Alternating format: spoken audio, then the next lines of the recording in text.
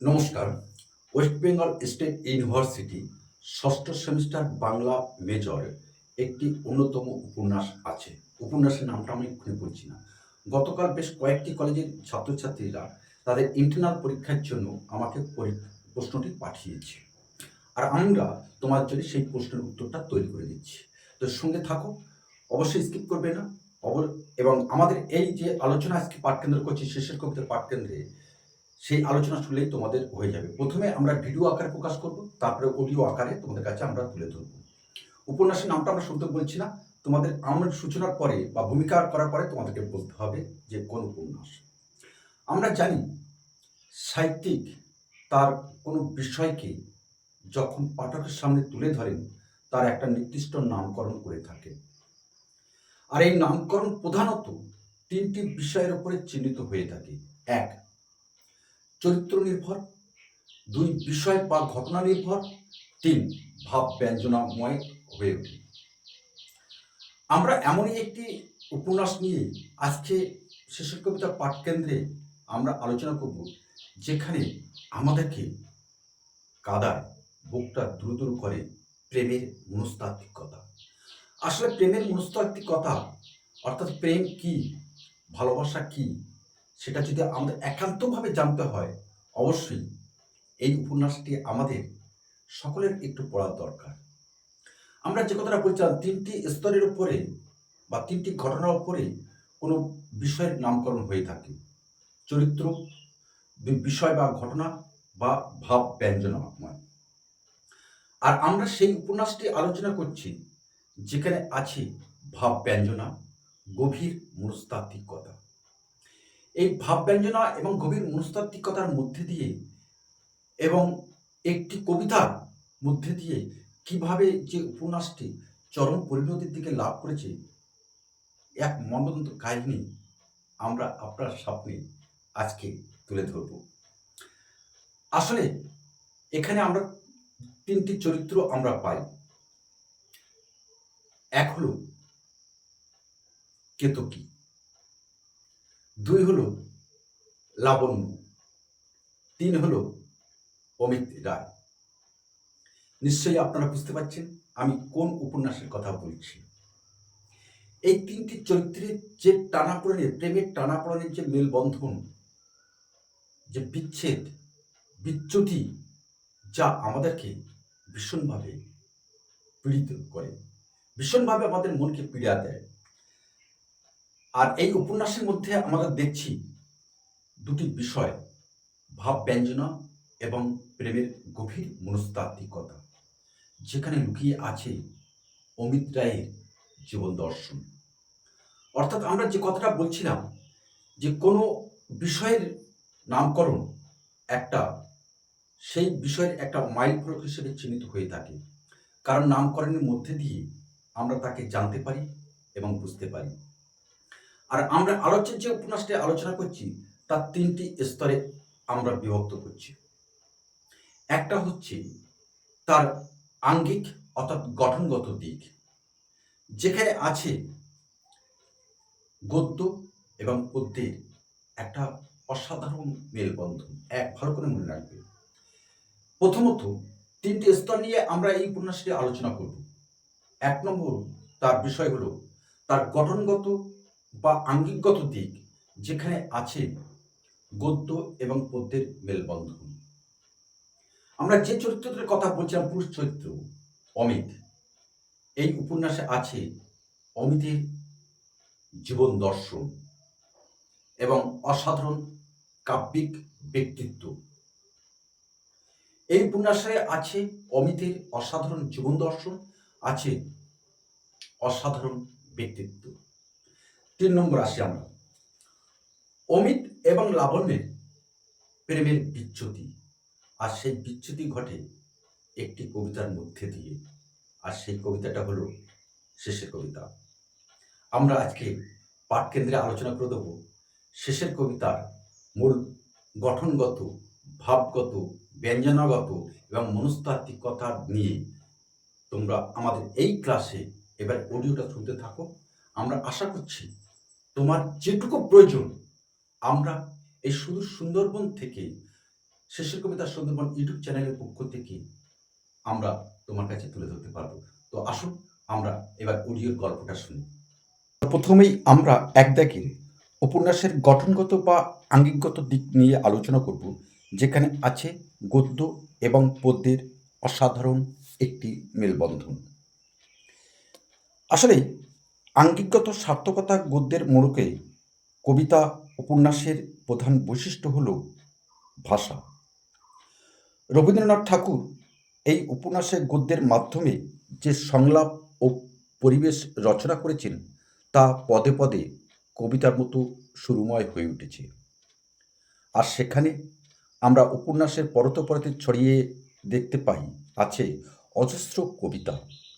অমিত ও লাবণ্যের প্রেম চেতনা কেবল সাধারণ সংলাপে ব্যক্ত হয়নি, তা রূপ নিয়েছে কাব্যে। উপন্যাসের একদম শেষ পরিচ্ছদে এসে লাবণ্যর লেখা শেষের কবিতা নামক বিখ্যাত কবিতাটি দিয়ে কাহিনীর সমাপ্তি ঘটেছে। অর্থাৎ এখানে আমরা দেখতে পাচ্ছি যে একটি কবিতার মাধ্যমে উপন্যাসের ট্র্যাজিক ও সমাপ্তি ঘটেছে বলে গঠনগত দিক থেকে এই নামকরণ অর্থাৎ শেষের কবিতার নামকরণ অত্যন্তভাবে সার্থক হয়ে উঠেছে বলে আমরা মনে করতে পারি। দুদাগের আমরা যেটা বলেছিলাম, অমিত রায়ের কাব্যিক ব্যক্তিত্ব এবং জীবন দর্শন।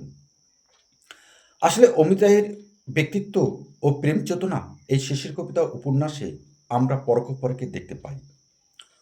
আর সেখানে দেখতে পাই উপন্যাসের নায়ক অমিত রায় একজন অক্সফোর্ডের লব্ধপ্রতিষ্ঠ ব্যারিস্টার হলেও মূলত সে একজন কবি এবং স্বভাব তার রোমান্টিকতাময়, অর্থাৎ রোমান্টিকময়। সে প্রথাগত সমাজ ও চেনা নিয়মের বিরোধী। অমিত অর্থাৎ অমিতের কাছে প্রেম কোনো সাংসারিক দাসত্ব বা নিত্যদিনের চর্বিত চর্বণ নয়। তার কাছে প্রেম হলো এক চিরন্তন ব্যাকুলতা। লাবণ্যকে সে ভালোবাসে, তার মধ্যে এক অপরূপ কাব্যিক সত্তার সন্ধান পেয়েছিল অমিত। অমিতের এই কবি ব্যক্তিত্ব এবং তার জীবনের প্রতিটি পদক্ষেপে যেভাবে কবিতার ছন্দ দ্বারা নিয়ন্ত্রিত, তাতে সমগ্র উপন্যাসটি যেন অমিতের জীবনে একটি দীর্ঘ কবিতার মতো। আর লাবণ্যর সঙ্গে তার প্রেমের বিচ্ছেদ সেই জীবনেরই শেষের কবিতা। তিন দাগে আমরা যেটা বলেছিলাম যে মূল ব্যঞ্জনা অর্থাৎ অমিত লাবণ্যের প্রেমের চ্যুতি এবং শেষের কবিতার মাধ্যমে তার চূড়ান্ত পরিণতি। রবীন্দ্রনাথ এই শেষের কবিতা উপন্যাসে দেখিয়েছেন যে প্রেম দু রকমের হতে পারে। একটি হলো ঘোড়ায় জলের মতো, যা প্রতিদিনের প্রয়োজনে লাগে। অন্যটি দিঘির জলের মতো, যা প্রতিদিনের গৃহস্থালির কাজে লাগে না, কিন্তু মানুষকে এক মহৎ তৃপ্তি এনে দেয়। অমিত ও লাবণ্যের প্রেম ছিল দিঘির জলের মতন, অনাবিল, আধ্যাত্মিক এবং রোমান্টিক। অমিত লাবণ্য বুঝতে পারে যে বিয়ের পর এক ছাদের নিচে প্রতিদিন সস্তা সাংসারিকতায় বাঁচতে গেলে তাদের এই প্রেমের রোমান্টিক কান্তি মলিন হয়ে যাবে। তাই তারা পরস্পরকে ভালোবেসেও মিলনের পথে না গিয়ে বিচ্ছেদের পথ বেছে নেয়। কি অসাধারণ দেখুন! অর্থাৎ আমরা প্রেম করে যখন আমরা বিয়ের আসরে যাই, আমরা মিলিত হই, সেটা কিন্তু আর পরবর্তীকালে অর্থাৎ বিয়ের পরে আর কিন্তু সেই প্রেমটা কিন্তু দেখা যায় না। সেখানে আসে চরম অশান্তি, মলিনতা এবং ভাঙন, যেটাকে আমরা বিচ্যুতি বলছি। আর এই বিষয়টি আমাদের অমিত রায় সাংঘাতিকভাবে বুঝতে পেরেছিল। তাই লাবণ্যকে প্রবলভাবে ভালোবেসে যাকে ঘোড়ায় তোলা জল বলে ভেবে নিয়েছিল, তাকে কিন্তু সে বিয়ে করতে চায়নি। আর ভালোবেসে তারা পরস্পরকে আলিঙ্গন করতে চায়নি, বরং তারা বেছে নিয়েছিল বিচ্ছেদের একটা চরম বিষাদময় পরিবেশ। লাবণ্য অমিতকে মুক্তি দিয়ে শোভনলালকে বিয়ে করতে রাজি হয়, আর অমিত ফিরে পায় কেতকীর কাছে। এই যে মিলনহীন প্রেমের এক শাশ্বত ও মহিমান্বিত রূপ, তার চূড়ান্ত প্রকাশ করেছে লাবণ্যের লেখা শেষ চিঠিতে, যা একটি দীর্ঘ কবিতা। এই কবিতাটি উপন্যাসের নামকরণের মূল চাবিকাঠি। লাবণ্যের বিদায়ী চিঠি এবং শেষের কবিতার অমোঘ বাণী আমাদেরকে ভীষণ ভারাক্রান্ত করে। তাই উপন্যাসের শেষ অধ্যায়ে লাবণ্য অমিতের কাছ থেকে চির বিদায় নেওয়ার সময় চিঠির বদলে একটি কবিতা পাঠায়। এই কবিতায় লাবণ্য স্বীকার করে যে অমিতের দেওয়া ভালোবাসাই তাকে প্রকৃত অর্থে জাগিয়ে তুলেছে। অমিতের প্রতি তার ভালোবাসা ফুরিয়ে যায়নি, বরং তার সংসারের মলিনতা থেকে রক্ষা পেয়ে এক অলৌকিক স্তরে উন্নীত করেছে। আর সেখানে এই ভাবানুভূতি থেকে লাবণ্য অমিতকে চিঠিতে লিখেছে, তোমারে যা দিয়েছিনু সে তোমারই দান, গ্রহণ করেছ যত, ঋণী তত করেছ আমার, হে বন্ধু বিদায়। লাবণ্যের এই বিদায়ী কবিতাই অমিত ও লাবণ্যের প্রেমের শেষ অর্ঘ্য। এই কবিতার মাধ্যমেই উপন্যাসের সমস্ত সুর, সমস্ত দ্বন্দ্ব, সমস্ত বেদনা এক পরম শান্তিতে ও সৌন্দর্যে রূপ লাভ করেছে।